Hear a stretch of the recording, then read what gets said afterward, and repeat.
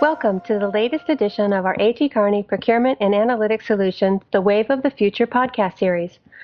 I'm Teresa Dale, and I'm joined today by Helen Clegg. Helen is Knowledge Director with A.T. Kearney Procurement and Analytics Solutions. She has an MLS in Library Science and has gained Chartered Marketer status from UK's Chartered Institute of Marketing. She has over 20 years of international business research experience working with Fortune 500 companies and management consultancies. Helen is a regular contributor to the global information and knowledge management community, speaking at conferences and graduate business schools. She has also had articles published regularly in the library science literature. Today, Helen joins me to make the case for why Googling just isn't enough when it comes to doing serious business research. Helen, welcome to the podcast.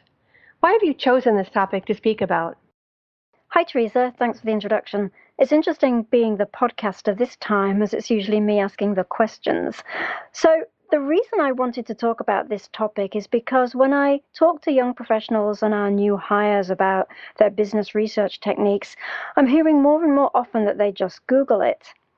I've been doing business research for a long time and have seen lots of changes and advancements in research tools over the past 25 years, and it concerns me that many people think that everything's available via Google. Google is a great resource, and I do want to make that clear. It's opened up a whole new world in many different ways, and the company continues to do that. But I do think it has limitations from my own perspective of having done business research for over 20 years. So what are the main reasons why Googling isn't enough? Let's start with content coverage. Well, Google doesn't have every single source. For example, 60% of the content of one large online commercial database that I know of just isn't available on the free web. And that's an awful lot of premium and objective information that's not there. Take the example of trying to find the last 5 or 10 years financial filings for a private company. Do you Google that? Well, you could, but you very likely won't find it because this is really hard information to find and make available for free. And there are other sources that can provide this type of information much more effectively and efficiently, enabling you to download financial numbers directly into Excel for further manipulation. And then there's academic coverage. I'm sure there are folks out there who are thinking, well, there's Google Scholar now, and that includes patents, and so that's even more coverage. And that's true, but even Google Scholar doesn't include all scholarly publications. And in fact, in Google's words, it's, open quote, trying to be comprehensive, close quote. And I think the word trying is very telling. The aim is to be comprehensive, and that's really laudable, but it's not there yet. Google Scholar provides the full text of the article if it's freely available, but oftentimes it's behind the paywall of an online publisher. And then what about very old information? What if you need to find something quickly going back 25 or 30 years? For some research, old content is still very important. For example, legal research. You may be lucky and find it on Google, but oftentimes it's really only the commercial online databases that will cover older content and go back a longer period of time. So what about search? What are your thoughts on Google search? Well, Google conditions us to simply type in a few keywords into a single search box. And while that's okay for simple searching, it doesn't work so well for more complex searches. So it's good practice to use the search engine's advanced search, which will allow you to search for things like the exact words or all of the words. So that's definitely something to do. But what if you want to search for, much more precisely? For example, 2 words within 15 words of each other. Or what if you want to specify that you want a word to appear in the title of a document or title of a file or web page, and then at the same time you want a phrase to appear in the first paragraph of the document, file, or web page? I don't believe you can do that.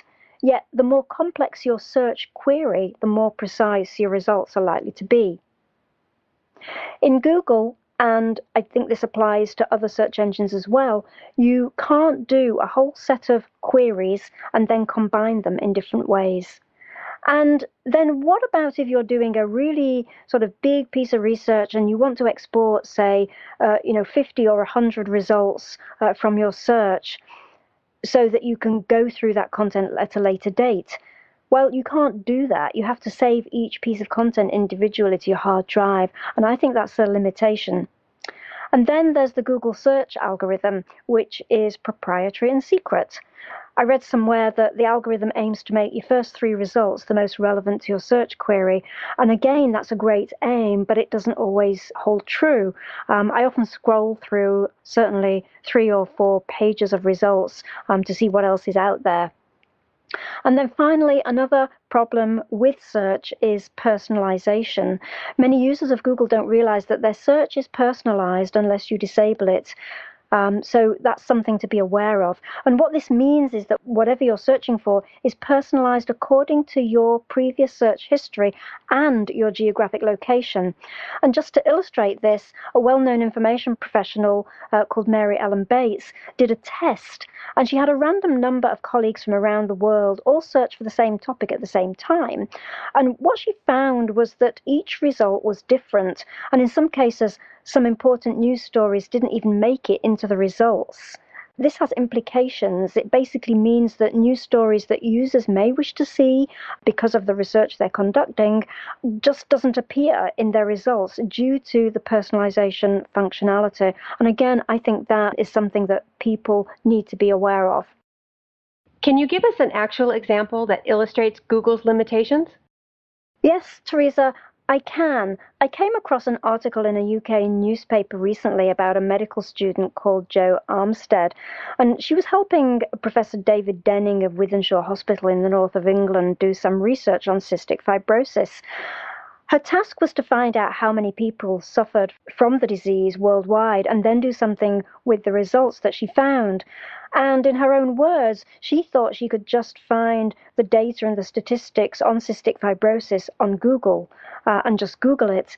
But in fact, what she found out was that hardly any countries had collected the data and put it on the internet. So the information she needed wasn't available on Google. It just wasn't there. And instead, she had to take a completely different approach to her research. She ended up having to email every single person she could find who had something to do with the disease. Now, this took her hundreds of hours, and the results were good. And she was able to gather data for about 30 countries. And she found that in these countries, there was a total of 75,000 people suffering from cystic fibrosis. Ultimately, the work she did using a much more traditional methodology has led Professor Denning and his team to better understand the scale of the challenge. And this, in turn, is going to lead to better diagnosis and treatment for sufferers. And I do believe that her research work has now been featured in a leading research journal. So I think the message here is loud and clear. Sometimes there's really nothing for it but to do the research the old-fashioned way.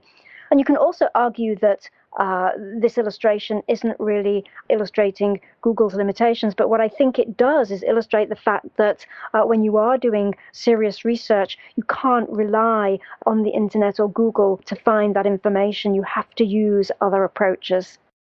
So, Helen, what other approaches apart from Google should people take if they're doing serious business research? If you're doing serious research for business or professional purposes, my recommendation would be to complement any research you do on Google with other approaches. And I just don't think you can tell the complete story of your research topic if you don't use other sources. Let's say you're analyzing a market or putting together an in-depth profile of a company. Your output will be more rounded, authoritative, and objective if you leverage other resources. A colleague of mine did an in-depth report on the world market for organic agriculture, and that's a topic you'd think there'd be a lot of information on via Google. And there is, but to tell the complete story of the market for organic agriculture in the emerging trends going on within that market, she also needed to speak with subject matter experts and purchase market research reports from commercial online databases. Another example is a piece of research my team did on farmed caviar. Again, it's easy to think that all the information on the topic is available via Google on the internet, but the fact is, it's just not true. Much of the information on the market for farmed caviar actually came from interviews my team did with subject matter experts, whom they had to identify first, and that took quite a while. Now, speaking with experts is a great approach that often gets overlooked these days, unless the topic is very niche, yet it's a great way of getting accurate, authoritative information that may not even have been published. If you're researching a company and trying to put together a profile of that company, one of the types of information you'll want is financials going back as far as you can get. And this, again, is information that you won't find on Google. It's where knowledge of other sources is very useful. So in this example, there are a number of commercial databases that will provide this financial information on private companies in Excel format. And examples of commercial databases are ones like Factiva, ProQuest, Hoover's, and EBSCO. If you work for a large organization, the chances are that you will already have access to some of these tools through a corporate library or information center. But if you don't despair, because many of these commercial databases are also available on a pay-as-you-go model, so it's worth finding out about them and adding those to your research toolbox. Earlier in the podcast, you mentioned Google Scholar, which was launched 10 years ago. Can you share your thoughts on Google Scholar in more detail? Sure. So, trying to make available all of the scholarly literature to everyone via Google is really a great idea. If you're doing some basic searching and just want to see if an academic has written about your topic, then Google Scholar is a fabulous resource to use. I recently used it to see if any articles had been published in the academic press on permaculture, which is a subject I'm studying in my spare time. And I found some fascinating articles which really added to my understanding of permaculture from an academic perspective. But if you're a health professional or a health researcher doing serious research on a health or pharmaceutical related topic, Google Scholar has limitations that you need to be aware of. There's no controlled vocabulary or taxonomy that you can use to help you build robust search queries. You can't build search sets nor combine them in different ways. Your search queries or strings have to be 256 characters or less, and you can only view the first 1,000 citations of any search.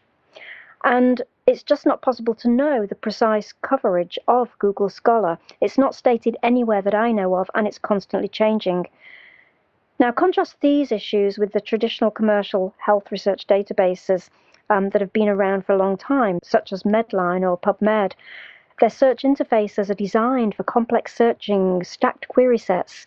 All the content is well indexed, and their coverage of academic literature is transparent. You know exactly what academic journals are on the database. And these things are all really important when conducting serious searches in the health and pharmaceutical sector. And just to illustrate this, a health researcher friend of mine sent me a very interesting article which looked at the comparative recall of Google Scholar versus PubMed in identical searches for biomedical systematic reviews. The article concluded that although Google Scholar had good coverage and precision was acceptable, it shouldn't be used as a single source for systematic reviews, but should only be used alongside more traditional databases like Medline, like PubMed, because their interfaces offer far more functionality required by the professional health researcher. As we come to the end of this podcast, what would you recommend as good practices for conducting business research? So, Teresa, I've got a number of points that I consider good practice, and these are A, work out what you need to know versus what is nice to know. B, work out what your constraints are in terms of time, resources, money, because this will enable you to narrow down your approach. C, decide which search engines you'll use for searching the internet. If the topic is sensitive or there are privacy issues, you may want to consider using a search engine like DuckDuckGo, which doesn't track your searches or share your information. D, when reviewing websites, ask yourself this one question: who wrote this, for what purpose, and for what audience? E, identify online databases, academic journals, and other publications which aren't online but which might contain relevant and accurate information. F, spend some time constructing your search queries. Don't just use simple keywords, the first ones that come to mind for internet searching. Think about synonyms as well as natural language phrases which are more likely to return results. And also make use of the advanced search functionality that most search engines offer. G, identify subject matter experts and conduct interviews with them. And lastly, identify other non-digital resources that may provide answers to your research topic. So, Helen, what are your final thoughts on Googling to round off this podcast? Teresa, I think Google is a great tool, and most people with internet access use it, and professional researchers use it as well. And in fact, if you think about it, the brand has become a verb. People talk about Googling, so that just shows how ingrained it's become for doing internet research. But if you're doing serious business research, my recommendation is to complement any searching you do in Google with other sources, as we've already discussed. Thorough business research requires a person to use authoritative sources and a wide range of sources as well. And as I said earlier, you often can't tell the full story if you just use the internet as your source of information.